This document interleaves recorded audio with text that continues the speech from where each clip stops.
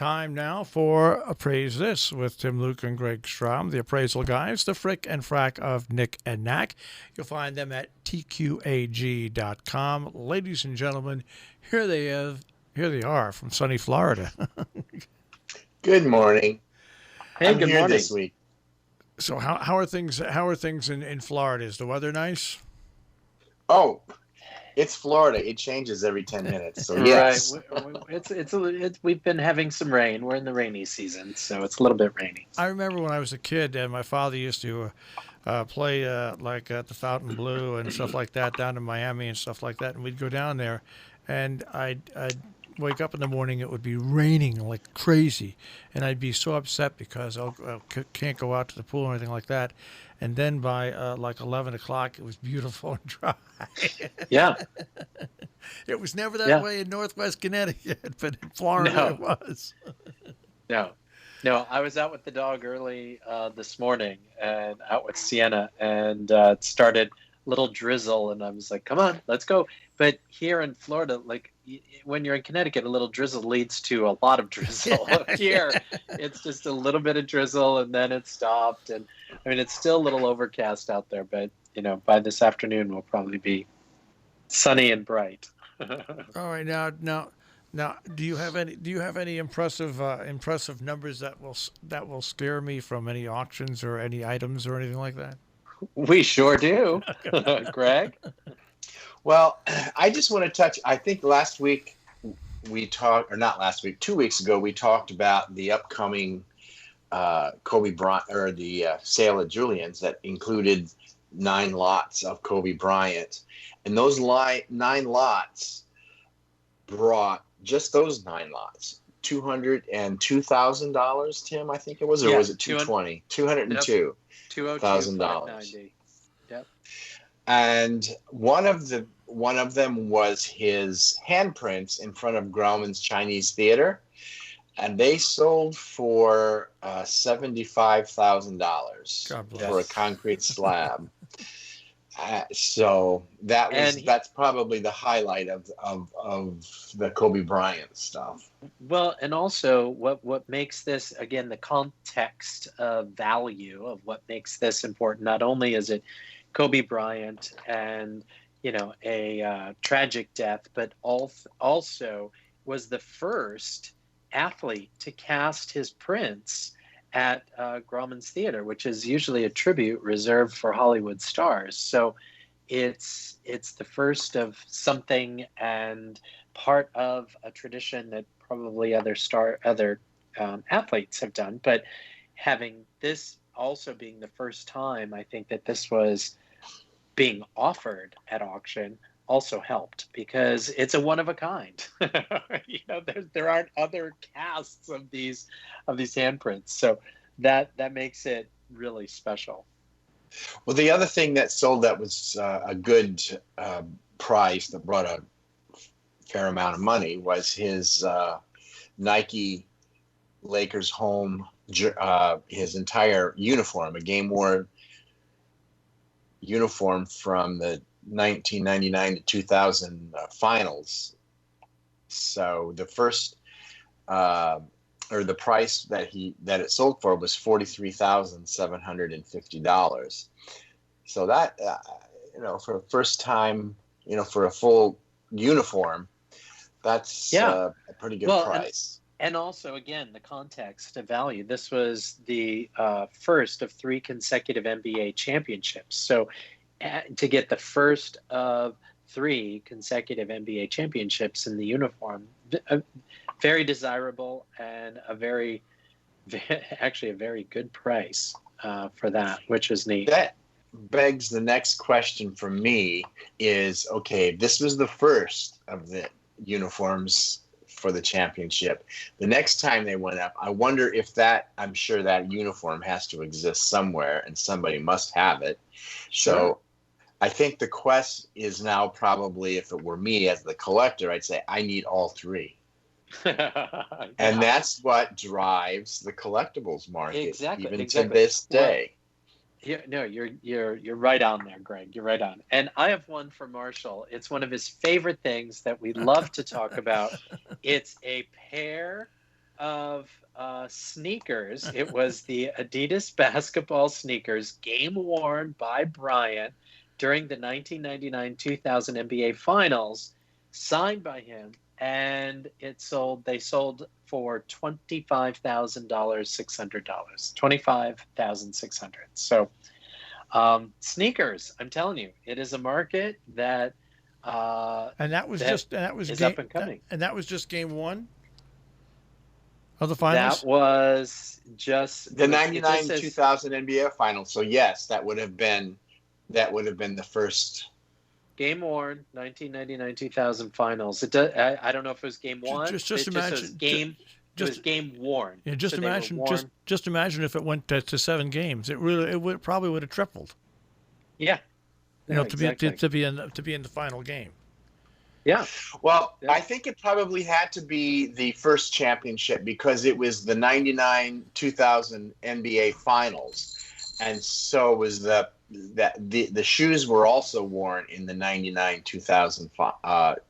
It says in the catalog that they were from 1999 to 2000 NBA Finals. So I'm assuming that means that they would have also been the first year they won the championship. Right.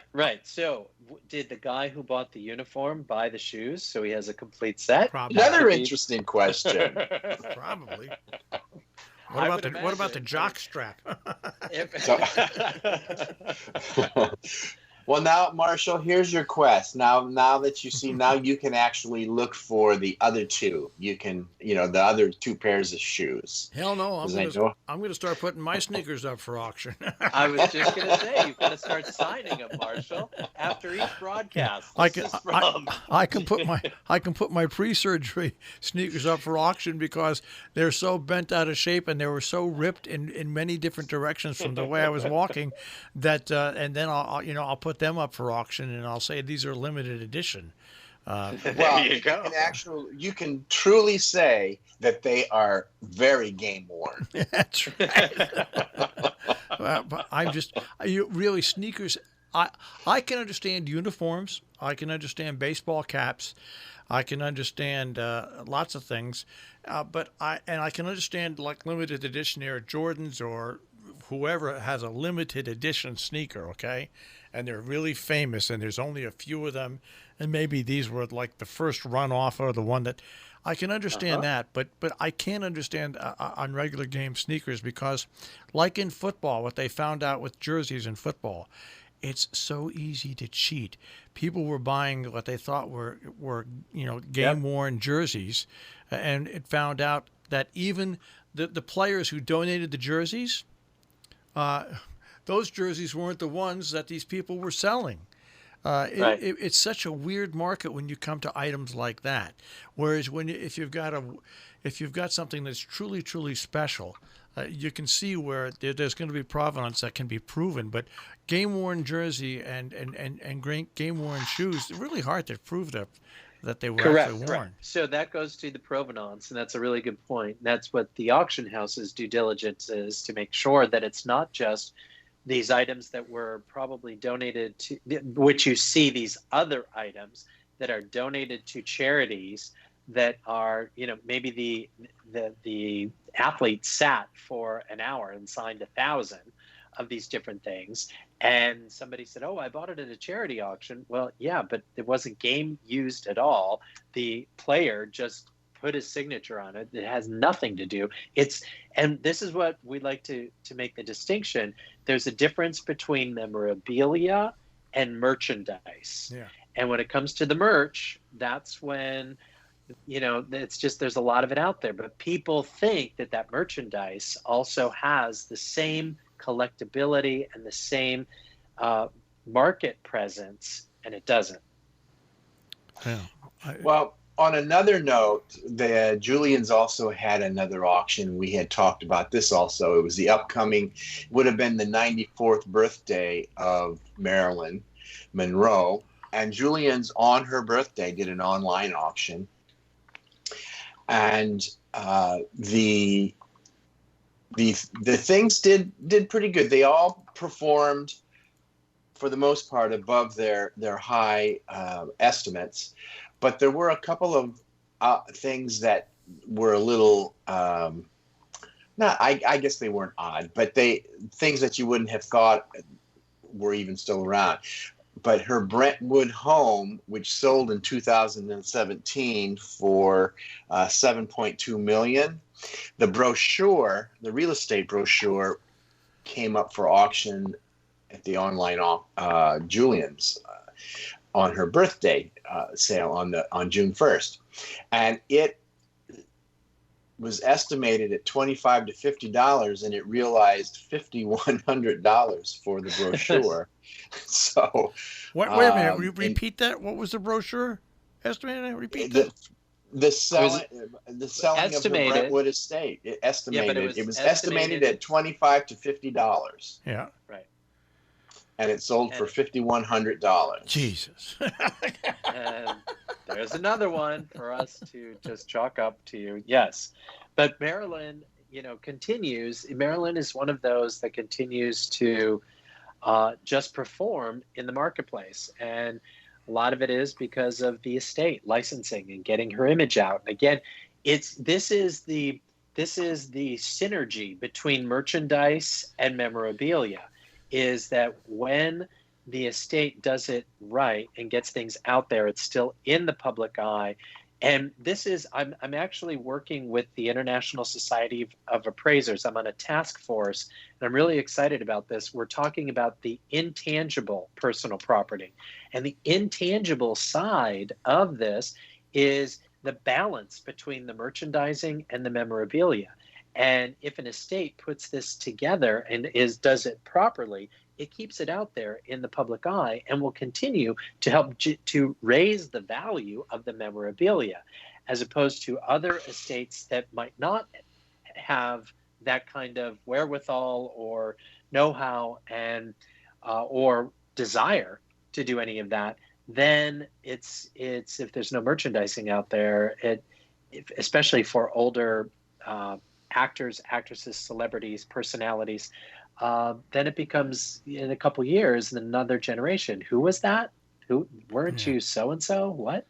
And then it's like, well, then who cares?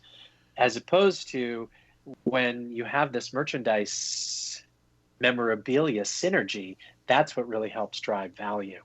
So basically, what it comes down to, when people are buying things on eBay or other, I'm going to say, not totally refined auction sites. I'll be pleasant. They're not rip-off sites, but they Right. they don't involve all the protections that auction house gives. And so while they might buy something that they think is a great deal, there's really probably a 50-50 shot that there's no provenance with it, and that's what makes the big difference by actually going through an auction house, I would guess. Right.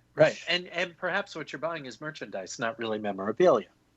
So let's just keep it that way. If you use that distinction, then it's like, oh, okay, I get it.